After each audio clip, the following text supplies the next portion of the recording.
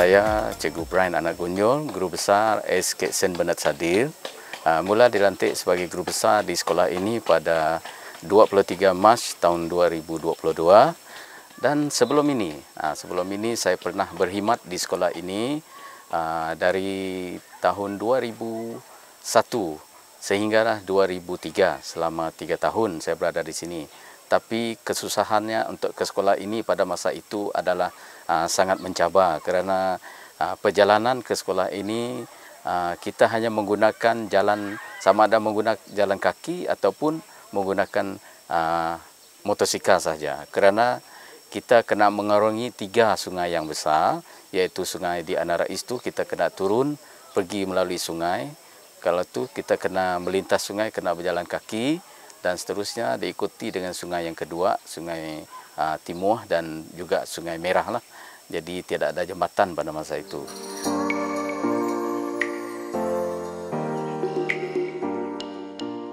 Lokasi sekolah ini adalah terletak di pendalaman 1 dan jauhnya daripada Bandara Kuching lebih kurang 75 km.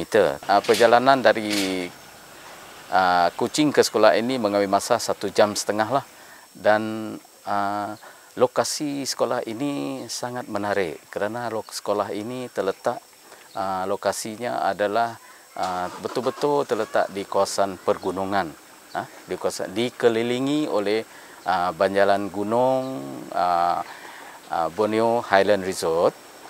Yang kita berada sekarang betul-betul sekolah ini di kawasan yang di lembah taman, macam kita berada di taman.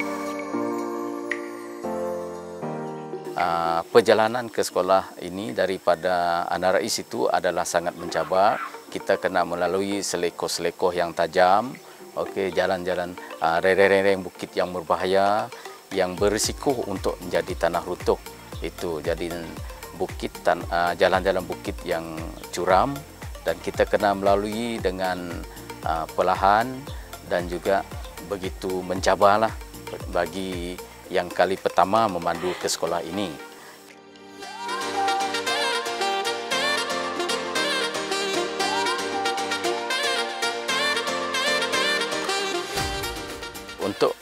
Untuk makluman semua, SK St. Bernard ini adalah sekolah yang berasrama.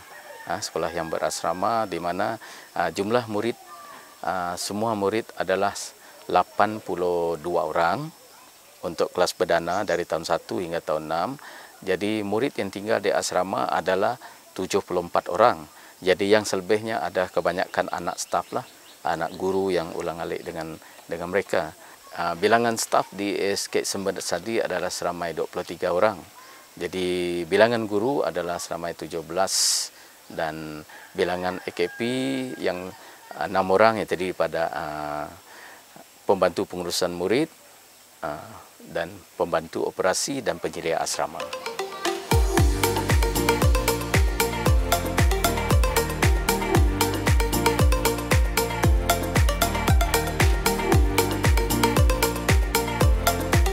Kenapa saya memilih ke sekolah ini untuk menjadi salah seorang pengurus di sekolah inilah, atau menjadi guru besar sini? Saya lihat sekolah ini mempunyai keunikannya sendiri. Kalau dibandingkan dengan keunikannya daripada tahun 2001 dan dengan tahun 2023 ini. Saya dapati keunikannya dari segi bangunan sekolah. Sekarang bangunan sekolah sudah cantik. Asrama sudah boleh diiktirafkan sebagai asrama seperti homestay, seperti resort, seperti hotel dalam asrama. Begitu juga dengan dewan makannya, keunikannya. Yang paling unik kita lihat adalah sekolah ini keunikan dewan makan. Dewan makannya memang seperti di dalam sebuah restoran. Bila anak-anak murid kita makan di dalam dewan, seolah-olah mereka makan di dalam restoran bertaraf 5 bintang.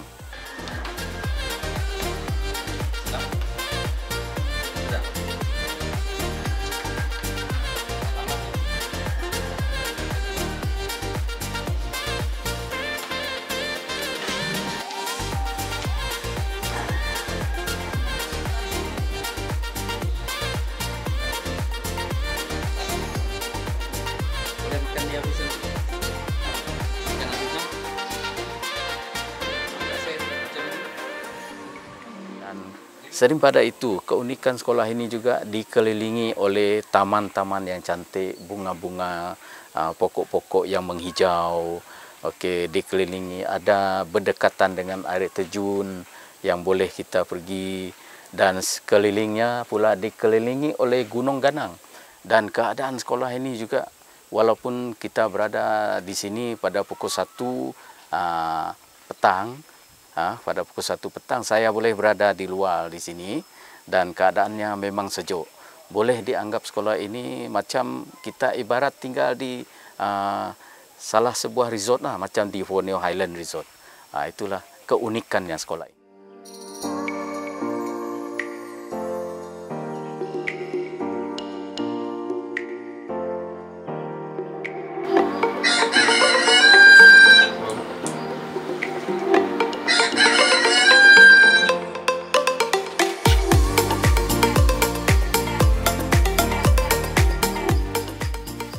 Rutin saya di sekolah adalah memang dari pagi, saya memang berada di sekolah, tinggal di quarters di sekolah, dan daripada pukul 4:30 pagi saya bangun, saya akan pergi ke asrama murid untuk melihat murid bangun pagi dan melihat mereka ataupun menggerakkan murid pada waktu pagi bersama dengan warden bertugas.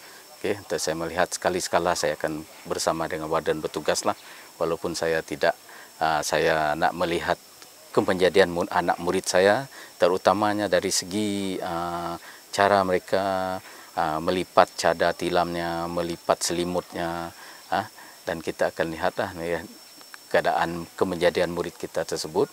Dan selepas itu selesai, kemudian mereka akan dibawa bersama dengan warden untuk pergi senaman pagi lah, lebih kurang pukul 5 pagi.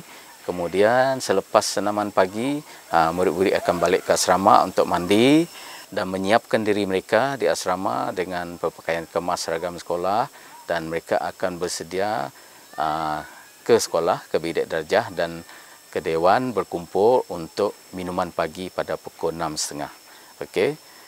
Lepas minum pagi, murid akan berkumpul di kelas masing-masing mengikut rutin pagi mereka. Kalau hari Isnin ada perhimpunan, murid-murid akan berkumpul di dewan.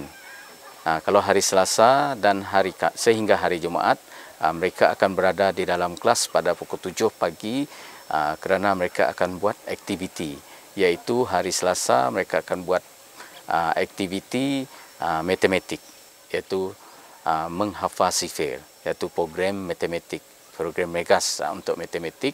Dan pada hari Rabu program Bahasa Malaysia, pada hari Khamis program matematik juga daripada pukul 7 tu, untuk masa daripada pukul 7 hingga pukul 7.25 sebelum PDP, sebelum sesi pembelajaran bermula pada pukul 7:30. Dan pada hari Jumaat adalah untuk bahasa Inggeris, dan pukul 7 hingga pukul 7.25 masa itu diisi oleh murid-murid bersama dengan diawasi oleh guru bertugas. Mereka akan membaca buku-buku dalam bahasa Inggeris pada hari Jumaat, dan begitu juga mereka akan bercerita sekiranya aktiviti itu guru mata pelajaran menyediakan cerita untuk mereka.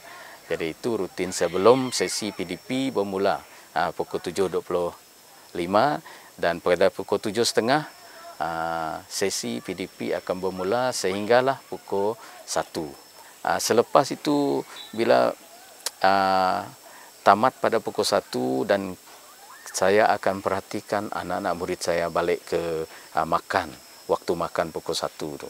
Mereka akan makan di dewan, makan. Suasana di dewan makan sekolah ini memang saya lihat dewan yang bertaraf 5 bintang. Okay, yang bertaraf 5 bintang. Murid-murid dilayan oleh pekerja tukar masak itu, dan mereka menyajikan makanan untuk mereka, dan murid-murid di sekolah ini begitu seronok dengan masakan yang dimasak oleh mereka. Kemudian selepas itu pada waktu Selepas mereka makan pukul 1, pukul 2 ada aktiviti. Mula dengan hari Isnin, aktiviti nilam, hari Selasa untuk kelas gemilang. Okay. Kami adakan kelas gemilang untuk hari Selasa adalah kami buat bergilir-gilir. Kalau minggu ini matematik, minggu depan sains untuk hari Selasa. Begitu juga dengan hari Khamis. Kalau minggu ini bahasa Malaysia, minggu depan bahasa Inggeris.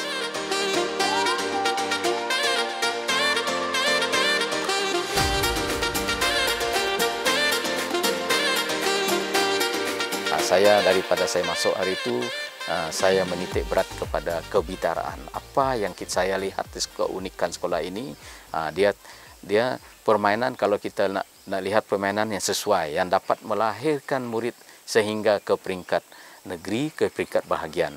Okay. Dan saya ambil iktibar ini, kebitarannya permainan hoki. Jadi kenapa? Sebab di sini saya menggunakan kelebihan sebab ada seorang guru di sini, dia adalah pegawai teknik hoki dan juga jurulatih hoki untuk peringkat kebangsaan. Jadi walaupun sekolah ini keunikannya tidak ada padang hoki, tetapi murid-murid berlatih di padang futsal untuk bermain hoki. Dan pencapaian tertinggi mereka pada tahun lepas, tahun 2022 adalah sekolah ini telah menjuarai peringkat negeri Sarawak untuk pertandingan hoki peringkat negeri Sarawak, iaitu 5-11. Itulah kejayaan yang paling tinggi di sekolah ini yang mereka dapati pada tahun 2022. Kebitaran yang kedua adalah saya lihat suasana ataupun geografi tempat ini adalah sesuai untuk merentas desa. Jadi saya pun menyarankan kepada penolong kanan kurikulum dan juga guru sukan, kata kita latih murid kita merentas desa. Sebab murid-murid kita di sini, suasana di sini sesuai untuk kita latih murid berlari merentas desa. Dan kejayaan pada tahun lepas sampai ke peringkat negeri lah, 3 orang murid kita telah mewakili bahagian Kuching sehingga ke peringkat negeri yang diadakan di Dalat Mukah pada masa itu, tahun lepas, tahun 2022.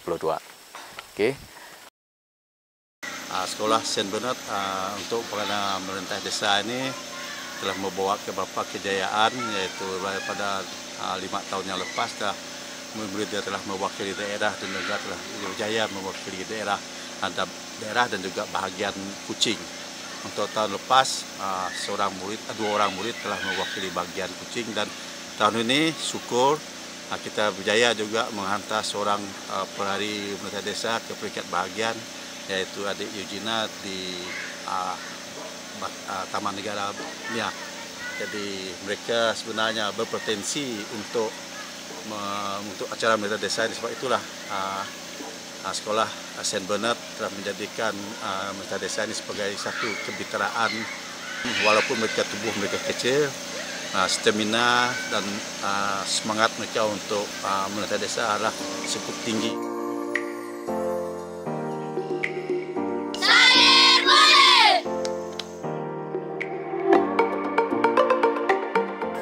Kita telah mengadakan satu JNJ, jalinan dengan pihak luar.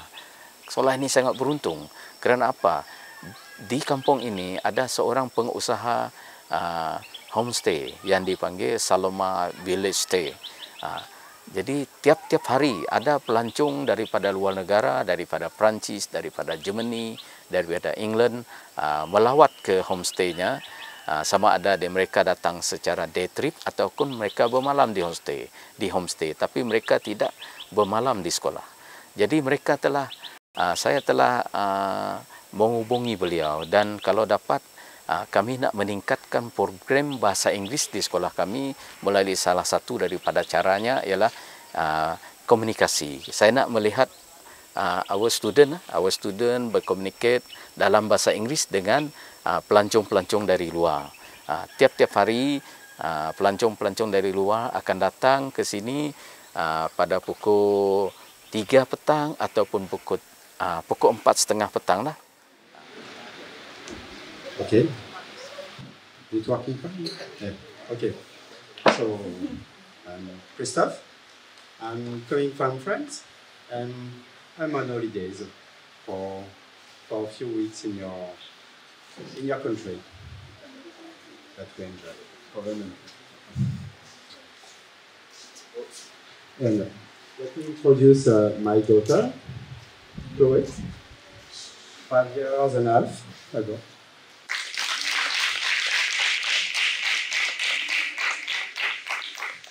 Hello, my name is Dania. I'm 12 years old. What is your purpose you come here?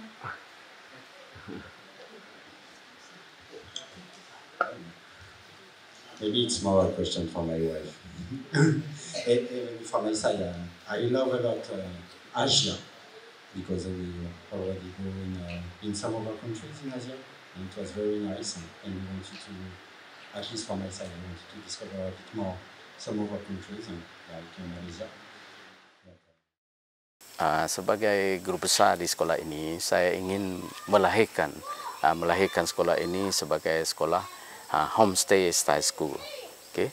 Untuk melahirkan sekolah yang berbentuk secara daripada keunikan sekolah ini, memang saya lihatlah dari segi keceriaan asrama dan juga taman-taman di sekolah ini, kita boleh lihat sekolah ini memang mempunyai keunikan, boleh dianggap sebagai kenapa saya panggil dia homestay style school adalah untuk menarik minat murid-murid tinggal di asrama, supaya mereka tinggal di asrama, mereka boleh bandingkan di asrama ia lebih cantik, lebih ceria lagi daripada mereka tinggal dari rumah mereka sendiri. Bila mereka tinggal di dewan, mereka juga rasa mereka lebih mewah lagi kalau dibandingkan dengan mereka tinggal di rumah mereka sendiri.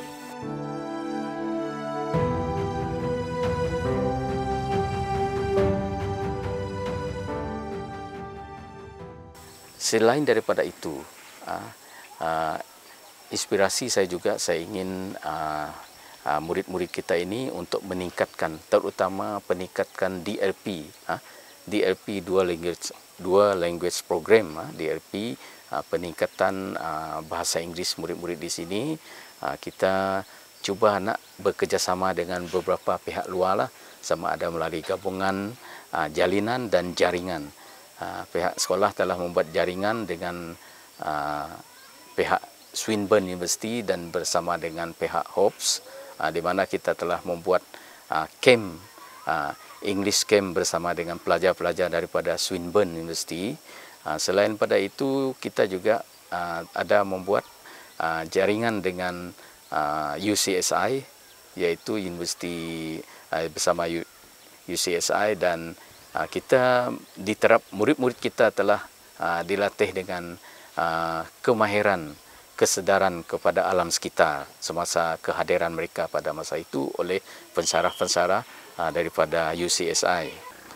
Pihak sekolah juga telah membuat satu jalinan dengan pihak Kelab Rotary Bahagian Kuching, di mana kami telah membolehi dana-dana untuk, terutamanya pada masa itu Kelab Rotary telah menyumbangkan satu set penjaga gol untuk hoki, di mana kos harga pada masa itu adalah sebanyak 3,000 lebih.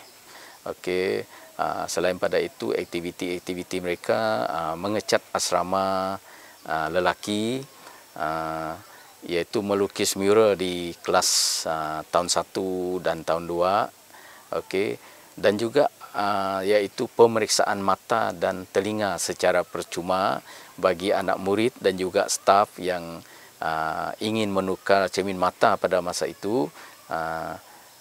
Mereka akan diberi cermin mata dan pemeriksaan yang percuma sekiranya mereka adalah rabun dekat.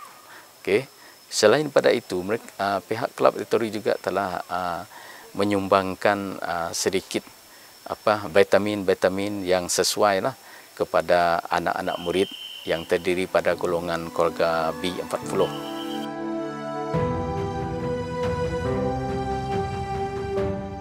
harapan saya adalah sangat tinggi terhadap sekolah ini. Kerana satu daripadanya untuk mencapai harapan kita, untuk mencapai harapan KPM, visi dan misi KPM tercapai, saya sangat beruntung kerana di sekolah ini saya dibantu oleh semua penolong kanan, guru-guru dan rakan-rakan AKP yang sangat begitu erat perhubungan kami, membuat kerjasama begitu erat.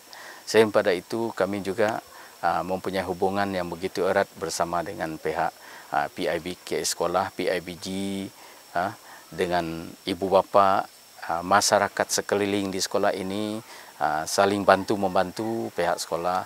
Jadi harapan saya adalah kita berharap sekolah ini dapat melahirkan sekurang-kurangnya pelajar yang cemerlang, dapat memasuki ke sekolah berasrama penuh ataupun masuk ke sekolah Maktab Rendah SEM Semara, MRSM, ataupun ke sekolah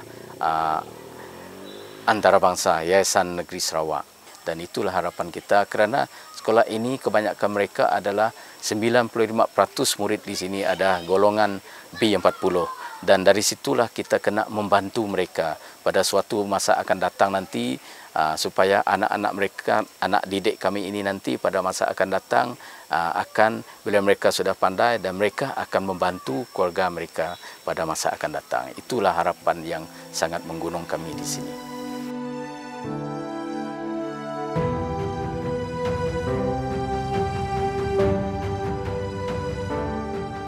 Sebagai guru besar di sekolah ini, saya sangat menitik berat tentang mata pelajaran murid-murid saya, iaitu tentang murid-murid saya, kebajikan murid saya. Sekiranya ada murid saya yang tidak hadir ke sekolah, saya satu hari, 2 hari, saya akan mencari dia sampai ke rumah dan saya akan mencari kenapa dia tidak mau sekolah. Dan saya cuba berjumpa dengan ibu bapaknya, memujuk dia, tanya masalah murid tersebut, kenapa dia tak datang ke sekolah.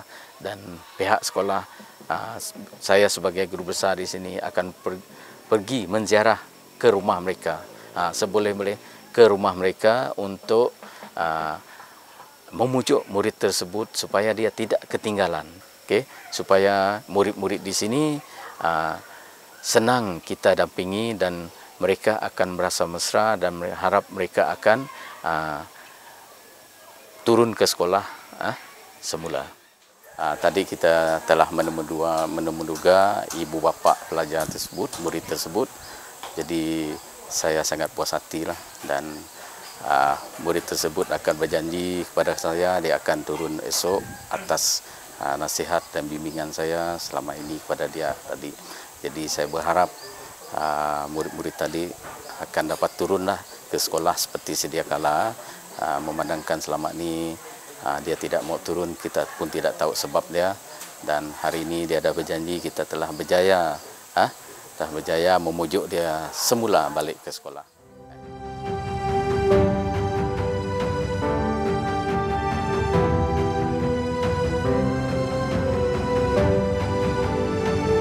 Selagi saya masih sebagai guru besar di sini, impian saya adalah sangat tinggi di mana saya ingin melihat anak-anak murid saya di sekolah ini pada suatu hari nanti, tak kira saya sudah tiadakah, saya sudah berhenti jadi guru besar kah, saya ingin melihat anak murid saya ini akan menjadi seorang pelajar yang berjaya di dalam hidup dia. Bukan sahaja berjaya dalam hidup dia sendiri, saya nak mereka boleh membantu keluarga mereka dan juga boleh membantu masyarakat setempat dan seterusnya, kepada berkhidmat berbakti kepada terutama masyarakat komuniti, masyarakat kampung mereka sendiri.